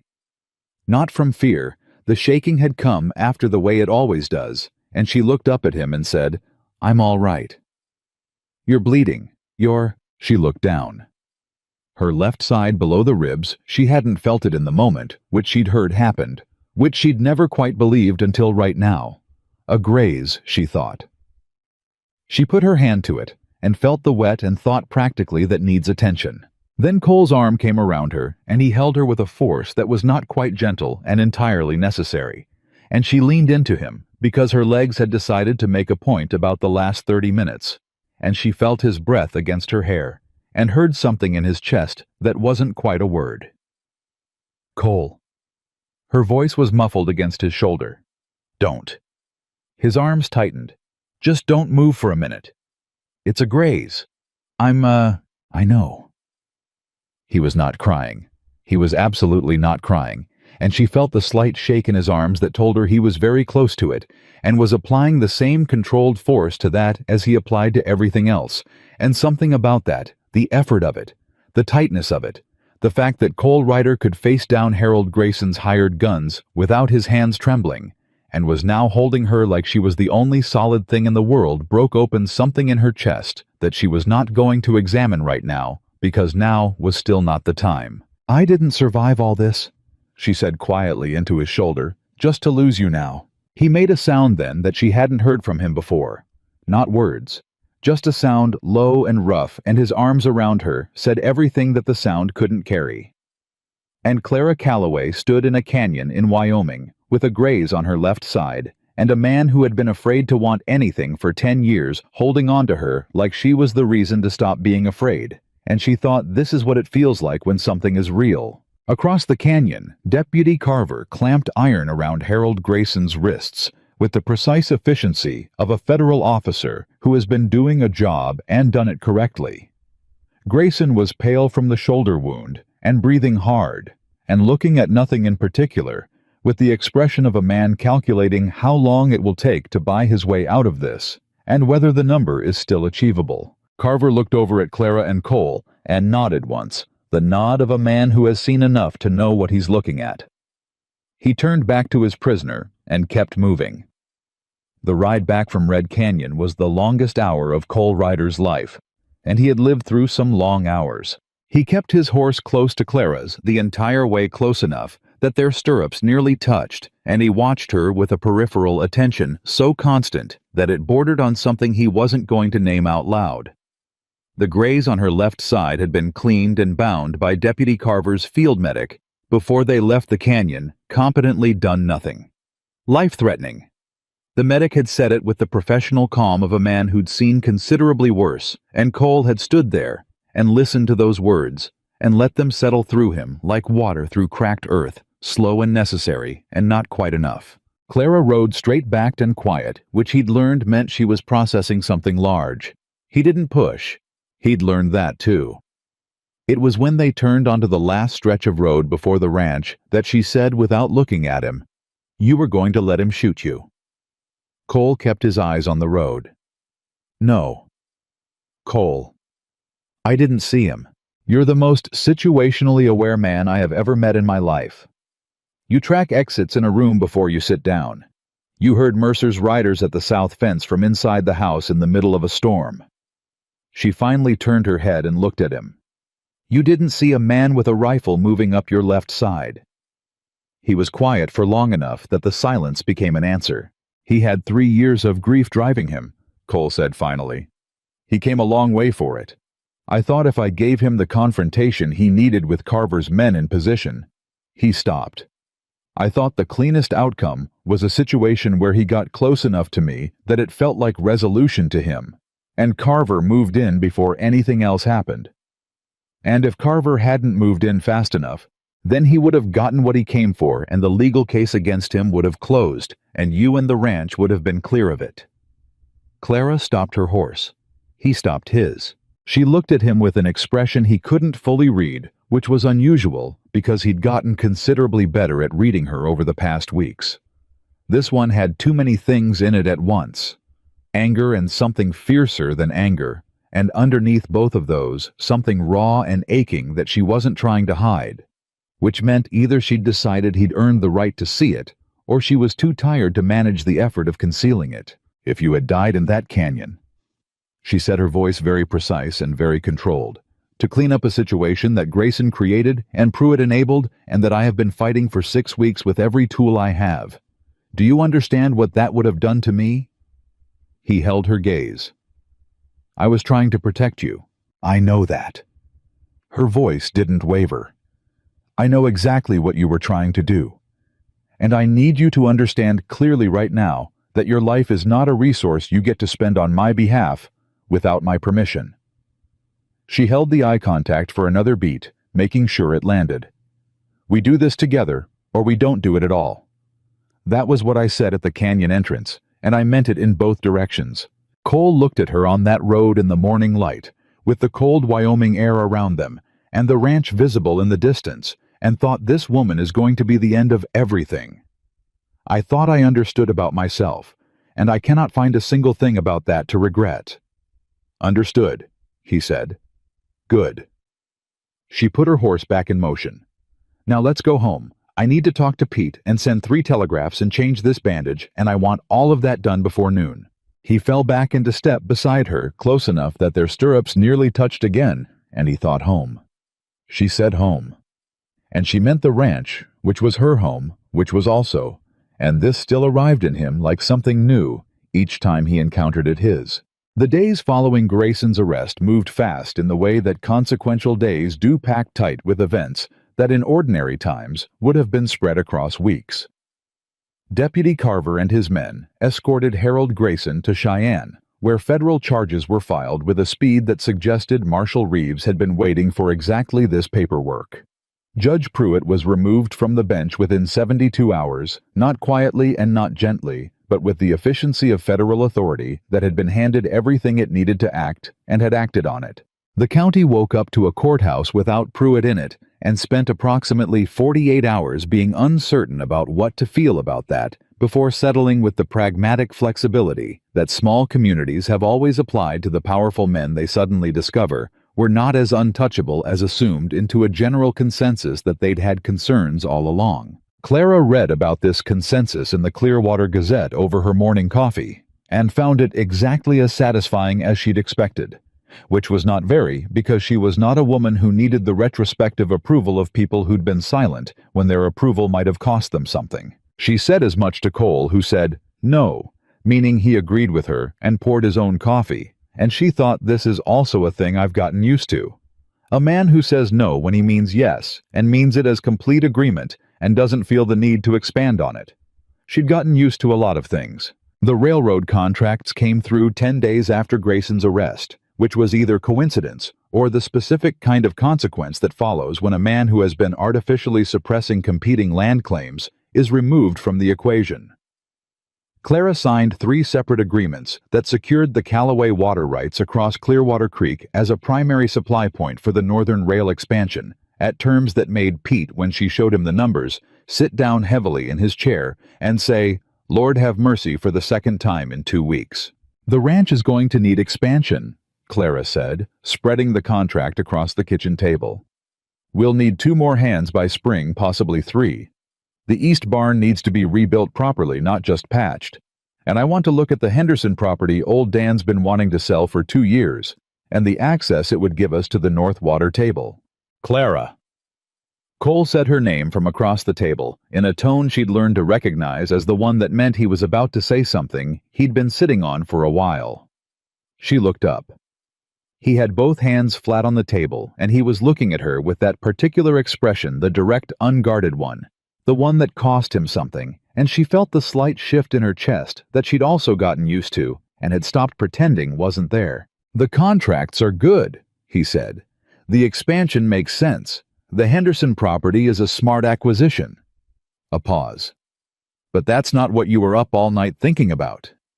She held his gaze. "Isn't it?" "No." He waited. Clara set down her pen.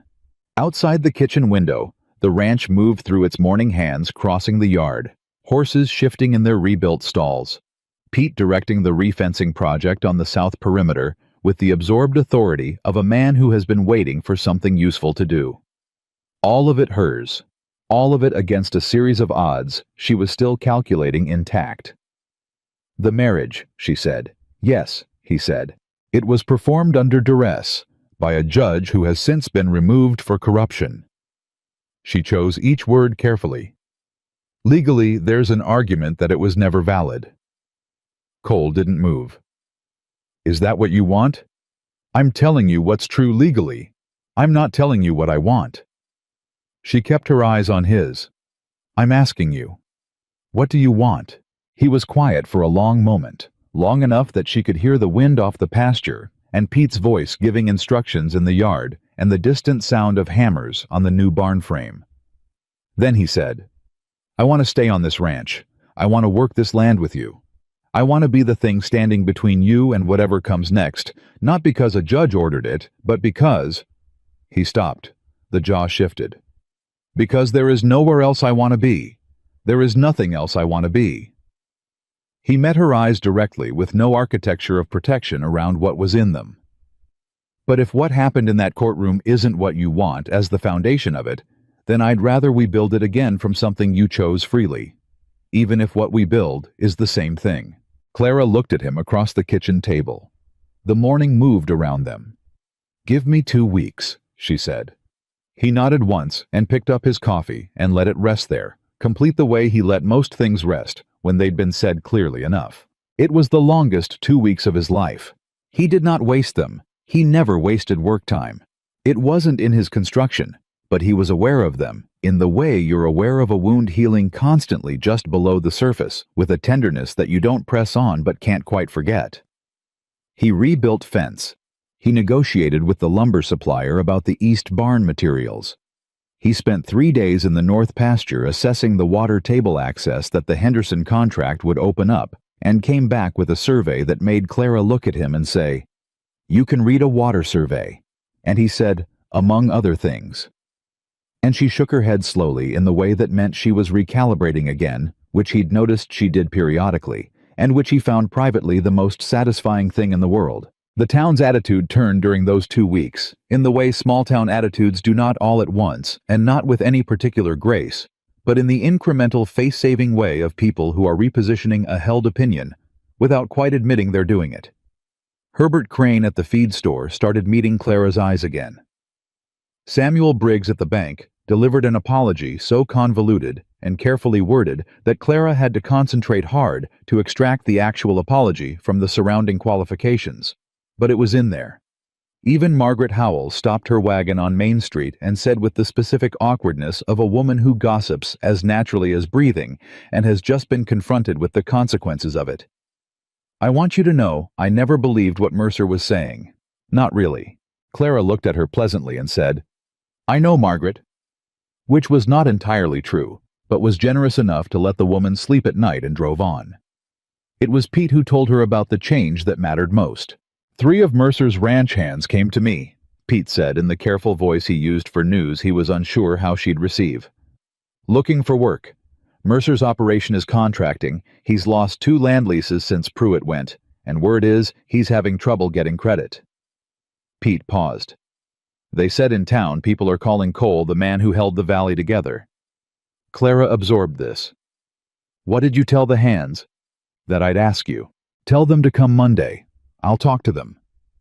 She looked out at the yard where Cole was working with the lumber delivery moving boards with the efficient, unhurried strength she'd watched for weeks. "Pete?" "Ma'am." "Go find Reverend Aldous. Tell him I'd like to speak with him." Pete was quiet for a moment. Then, "Yes, ma'am," in a voice that held a very precisely managed amount of satisfaction. She didn't tell Cole what she was planning. She told Pete, who told no one, because Pete had the discipline of a man who understood that some things earned their moment by arriving unannounced. She told young Davis, whose shoulder had healed cleanly, and who agreed to the role she gave him with an enthusiasm that he worked hard to contain. She wrote to 2 women in town, not the ones who'd been kind to her out of social obligation, but the ones who'd been actually specifically kind in the weeks after Ethan died, when kindness had a cost, and both of them agreed immediately and without conditions. She ordered the dress from a seamstress in Cheyenne. Not elaborate, she was not an elaborate woman, and never had been, but made from fabric the color of the late afternoon sky over Wyoming, which was neither blue nor gray, but something exactly between them that didn't have a clean name, but that she'd loved since the first winter she'd spent on this land. On a Saturday morning in early spring, with the grass just beginning its first pale green push through the brown winter ground, and the sky doing exactly what she'd been counting on it to do. With the light, Clara Calloway put on the dress and walked out to the yard where every ranch hand was gathered. Her hands and Davis and Pete standing slightly apart with his hat in his hand, and his weathered face arranged into something that was not crying and was not crying either, and where Reverend Aldous stood with his book, and where Cole Ryder stood with his back to her, apparently in conversation with Tom Brierly about something to do with the north fence. Davis cleared his throat. Cole turned around. He looked at her the way she'd known he would, that complete unguarded attention, but stripped now of every layer of professional control, every carefully maintained distance, every managed expression. Just the thing itself, plain and undisguised, and it was more than she'd been entirely prepared for, which was a feeling she filed away with some satisfaction, because she hadn't expected to be surprised by him anymore, and it turned out she hadn't been wrong to leave that possibility open. She walked toward him through the gathered hands and the spring morning, and the light that was doing exactly what Wyoming light does when it's trying, and she stopped in front of him and looked up at him and said in a voice clear enough that everyone in the yard could hear, "The first time I stood in a courtroom and said words because a corrupt judge with a bought agenda told me I had no choice. I said them because the ranch needed protecting, and you were the protection available, and I was out of options." She held his gaze. "That's the truth, and I'm not going to dress it up into something it wasn't." He looked at her steadily and said nothing, which was exactly right. "This time," she said, "I'm standing in my yard on my land in front of every person I trust, and I am telling you plainly in front of all of them that I choose you. Not because of what you can protect me from, not because of what you can do for this ranch." Her voice didn't waver. "Because you are the most honest person I have ever known. Because you kept every promise you made me, including the hard ones. Because you walked back out into a rainstorm when you could have stayed, and you followed my lead when most men wouldn't have, and you held on to me in a canyon like I was the only solid thing left in the world, and I..." She stopped for exactly one beat. I felt the same way. The yard was absolutely silent. Cole looked at her, and something in his face was doing something she had never seen it do. Not the almost smile, not the controlled stillness, not the managed distance. Something was simply open in him, in a way that a thing opens when it's been shut for a very long time, and the thing holding it shut has finally let go. His voice when he spoke was not entirely level, and she was fiercely glad of that. "You're sure?" he said. "Cole." She almost smiled. "When have I ever done anything I wasn't sure of?" The sound that came out of him then was not quite a laugh, and not quite anything else, and she thought she would remember the specific quality of it for the rest of her life. Reverend Aldous opened his book. The second ceremony was nothing like the first, where the first had been performed in a courtroom, smelling of pine resin and old tobacco, in front of witnesses she hadn't chosen, under the supervision of a judge who'd been paid for the outcome. This one was in a yard full of people who knew her, in the light she'd chosen on purpose, with words she said because she meant them, and not because a legal mechanism required them. When Aldous reached the question, and she said yes, she said it looking directly at Cole. And when Cole said yes, he said it the same way, not to the Reverend, not to the assembled witnesses, but directly to her, with the specific weight of a man making a promise he intends to keep, if it kills him, which she now knew to be the only kind of promise he made. When it was over, and Aldous closed his book, and the hands broke into the kind of noise that men make when they've been holding back feeling for the duration of a ceremony, and are finally released from the obligation of restraint, Cole looked at her for one more moment, and then he kissed her. And this was nothing like the first kiss either, which had been unexpected and charged and slightly desperate the way things are when they've been held back too long. This one was deliberate. This one was chosen. This one was the kind of kiss that says, "This is where I am, and this is where I intend to stay. And I am not afraid of that anymore." Pete made a sound that was definitely not crying from somewhere behind her left shoulder. She ignored it because Pete had earned the right to his moment, and because she was occupied. The spring moved through its weeks, the way spring does when everything is finally aligned, full of work and noise, and the particular exhaustion that comes from doing the things you love, past the point where you thought you were capable. The east barn went up clean and solid, better than the original. 3 new hands joined the operation, including 2 of Mercer's former men, who turned out to be reliable and hard-working, and who seemed to feel in the way that people feel things they don't articulate, that they were working toward something worth working toward. The railroad contracts delivered on their promise, and the numbers that the accountant in Cheyenne put in front of Clara on a morning in April made her sit back in her chair and look at them for a long time without speaking. She sent the accountant away and brought the papers home and put them on the kitchen table and sat across from Cole and slid them toward him without comment. He looked at them. Looked at her. "The Henderson purchase," he said. "We can make the offer this week. And the additional water infrastructure on the North Line, in the budget." He was quiet for a moment. Then, "You built this." "We built this." She tapped the papers. "Your survey of the North Pasture is what made the railroad terms possible. They needed the water access confirmed before they'd commit to those rates. That was 2 days of riding the line. That was 2 days of riding the line that turned into a contract that secured this ranch for the next 20 years.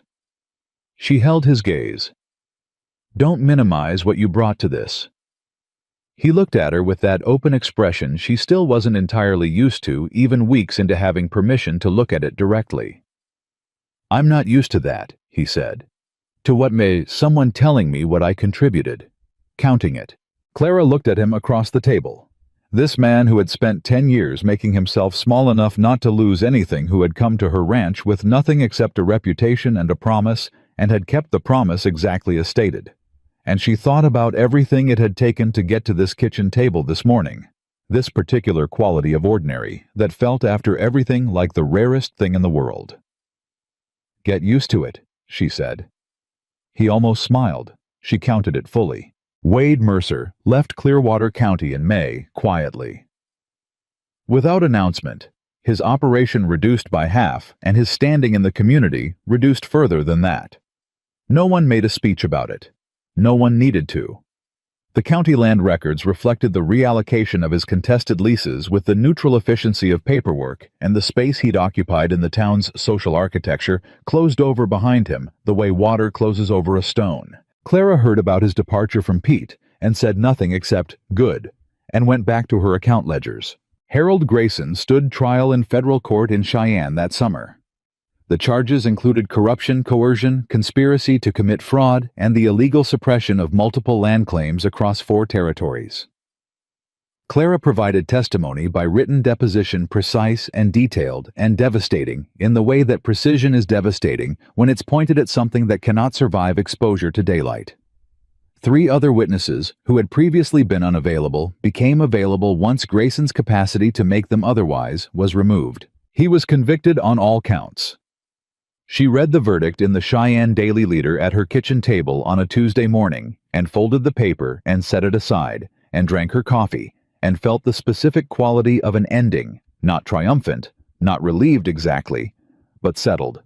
The way a door feels when it closes properly on a room you've finished with. Cole was in the yard. She could hear him through the window talking to Tom Brierly about the North Fence project, his voice carrying the particular note it had when he was working through a practical problem-focused spare direct. She listened to it for a moment. Then she got up and went out to tell him. He read the headline she handed him and looked at it for a long time without speaking. Then he folded the paper carefully and gave it back to her and said, "It's over." "Yes," she said. He looked out at the ranch, at the rebuilt barn, and the new fence line, and the pasture running green all the way to where the sky came down. And she watched him look at it, and she knew he was doing what she'd been doing since that Tuesday morning, with the coffee, learning slowly and carefully how to live inside an ordinary day, when the thing you'd been braced against was finally gone. "What do you want to do today?" she said. He looked at her. The question plainly hadn't been what he was expecting, but that was the thing about ordinary days. They required ordinary answers, and Cole Ryder was for the first time in a decade in a position to give one. "The North Fence needs another day," he said, "and Pete mentioned the irrigation channel on the east side has been running slow." "All right," she said. "I have the Henderson closing papers to review this afternoon and a letter to send to the rail office in Cheyenne. I'll have Tom start on the channel." She nodded, turned toward the house. Then she stopped and turned back, because there was something she'd been meaning to say since that morning in April, when they'd looked at the contracts together, and she'd watched him take in the numbers with the expression of a man who has just for the first time understood that something good is going to last. "Cole." He looked at her. "You stopped running," she said. "You stopped 3 years ago in a saloon in Red Rock when you did the right thing, and you stopped again when you rode into this town and agreed to stand between me and something I couldn't have handled alone, and you haven't run once since." She held his gaze. "I want you to know that I see that. I see what it costs, and I'm—" She paused, choosing the word with care. "I'm glad you stopped here." He stood in the yard of the Callaway Ranch in the morning light with the rebuilt barn behind him and the spring grass running all the way to the horizon, and he looked at the woman who had put her hand on his face in a rainstorm and kissed him without asking permission, and shot a man off his blind side in a canyon, and married him twice, once because she had no choice, and once because she did, and the hardened, scarred, long-running man who had spent 10 years making sure he had nothing to lose, looked at her and said, "I'm not going anywhere."